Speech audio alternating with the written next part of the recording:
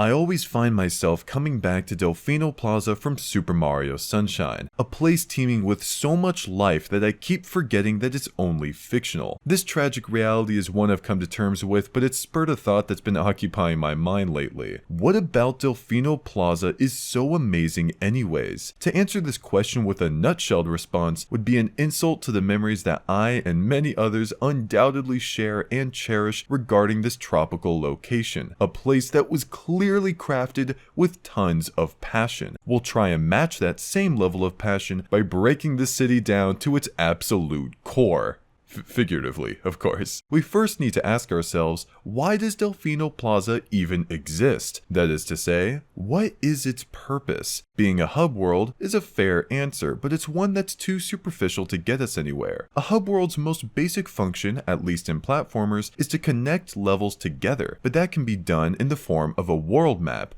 or it can be ditched entirely, without players feeling like something is missing. Isn't that peculiar? If a game didn't have a title for one of its levels, then that'd most certainly confuse the player. But if a game had no hub world, then all would be well. Why? Because hub worlds are often not a core part of a game, at least for platformers. Their existence above all else is meant to better immerse players into the game's world. This is the advantage they have over world maps and skipping pretenses entirely. It's also a concept that Delfino Plaza executes beautifully. It pays attention to where and how the player gets transported to every level. Both factors are important because they subtly convey what each respective level's themes are going to be. Rico Harbor, the port city known for its fish market, is entered through a shop by the docks. Gelato Beach is entered through a lighthouse close to the shore. Pianta Village is entered from a high place. Pina Park is entered through wacky means, much like the park itself. Noki Bay is entered through uncertain means, symbolic of how seclusive it is. Serena Beach and Bianco Hills are low-key. The former is entered through a pipe that's on top of the building, which is referencing the hotel. The latter is entered through the Great Pianta statue, a representation of the Pianta species as a whole, which works well for a place that inhabits most of them. This idea of foreshadowing a level's themes before a player's entered said level is not new. Banjo-Kazooie did it wonderfully by not only having landscape related to the level surround its entrance, but by also changing the theme song of the hub world to match as well. What shines about the way Sunshine did it though, is that it managed to mix the culture of the Isle with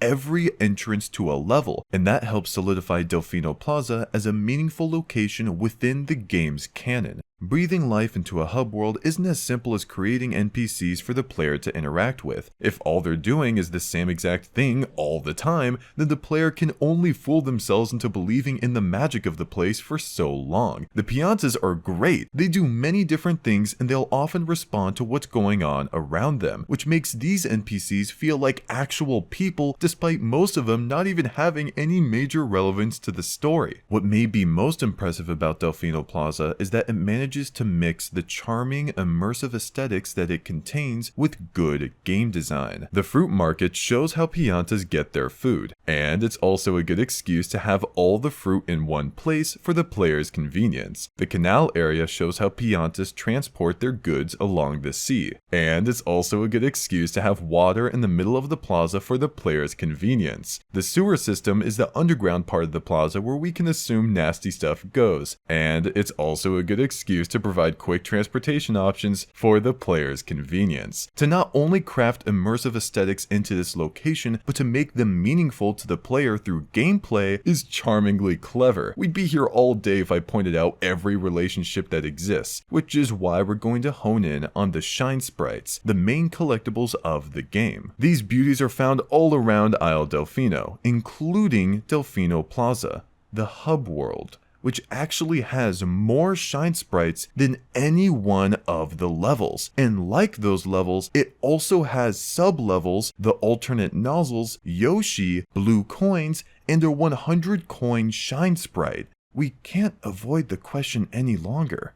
What is Delfino Plaza exactly? Calling it just a hub world at this point doesn't feel entirely accurate. Let's instead call it a hub world level hybrid, a place that executes the functions of a typical hub world but also contains the game mechanics that can be found in many other levels within the same game. When you look at it from this perspective, it starts to make sense why so many immersive aesthetics in this place double as game mechanics, because underneath the layer of being a hub world, Delfino Plaza was also crafted to be a level for you to enjoy. How can one ignore the amount of love that went into pulling something like this off? It's impossible. I love how much fun it is to just parkour on the rooftops. I love that the bells randomly chime. I love the Shine Gate monument. I love how this Pianta that was on fire at the beginning of the game will, at the end of the game, talk about how he's ready for the sun to burn him to a crisp again, implying that the sun was the thing that somehow lit him on fire in the first place.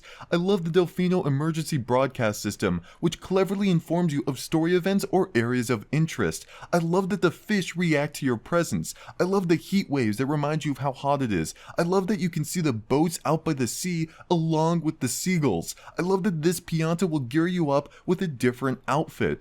I love sliding under the sprinklers to go super fast and then accidentally hitting the wall. I love the poorly drawn wanted posters. I love that some of the windows are open and give you a coin if you spray into them, almost like a Pianta is in there giving you money just to make you stop. I love how beautiful the water looks. I love that the place starts out dark but gets brighter ever so slightly with every shine sprite you collect. Yeah, this place will always be fictional, but I can't deny that it's touched my heart in a more meaningful way than most places in reality ever have. I hope you have a great day, and I'll see you tomorrow for more of the June Zoom. Take care.